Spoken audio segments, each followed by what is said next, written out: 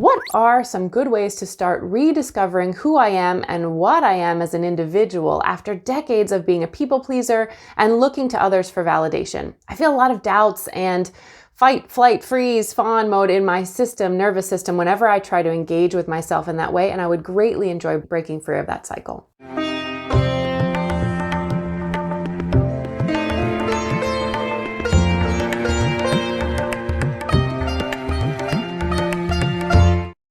Good news is you are already really firmly on the path to success. Acknowledging that where we've been was, oh wow, I really noticed that through various ways and through family systems or conditioning and other things, my karma, I've gotten out of touch with who and what I actually am. That's usually step one. And step two is to really cultivate the desire to know who and what that is. So I super congratulate you on where you are. This is very important. Here's some tips that can also be helpful. Whenever we notice that whenever we're starting to go in this direction, we've developed the desire, and as we start to go there, we notice a little kickback in our system, what we would often call in subtle body work, the protector system, being like, whoa, what are you trying to change up? We've always done it this way, even though we know this way isn't working, this feels comfortable. So we label that resistance. And you've heard me say in many different ways, whenever we have resistance, we stop everything and we turn towards the resistance. So if you notice you're trying to get there, but as you get there, you get a lot of resistance,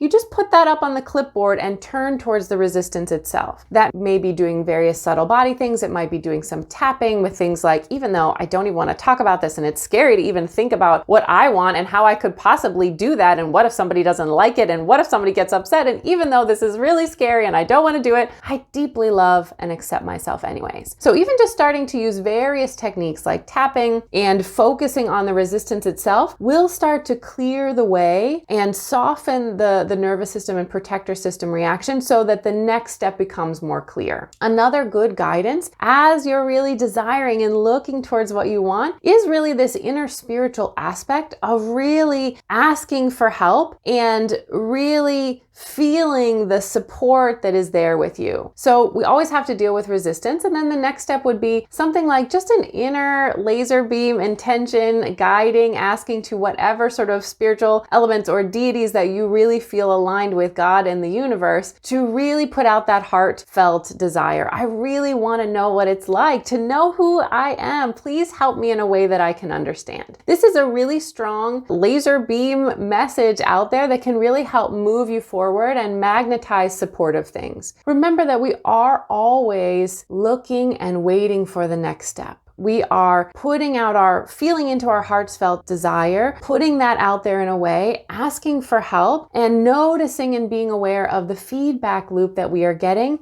and then adjusting and continuing to the next step. Another thing that you can do practically is to do things in a cognitive way a little bit in terms of journaling or free writing and things like, for example, I really like the book The Passion Test is a really helpful kind of cognitive and energetic way to really start to feel into what is it that I really am lit up by. So as you go through some of these processes, learning to see what really sparkles for you, what has a resonance with you, will start to give you that feedback loop of like, oh, this must be for me. If it lights you up, if you see it in others and you have a strong reaction to it, whether that's positive or negative, it has something for you. Some of the things that we feel most strongly knee-jerk reaction to might actually underneath have the same essence of something that we are really craving for. So look for those signals to draw you closer and to start to take note of what is it that I notice that I have resonance or repulsion towards. What are the essences of that, and dealing with the resistance along the way. The last tip I'll give you is that you can also use trusted Dharma friends and advisors to sort of reflect what is it that you really see in me that I don't see in myself. This is a good thing to do after you've done some of the other steps, because you want to have more self-knowledge of yourself, especially if you've noticed habits of people-pleasing in the past. You don't want to just switch to a new form of people-pleasing where you're asking other people to reflect. So do the inner things first, and then with really very trusted, qualified advisors that you know have a good sense of themselves, that aren't going to project bullshit onto you, ask them for some reflection or share what you've noticed and have their reflection about that can help you stay on the right track.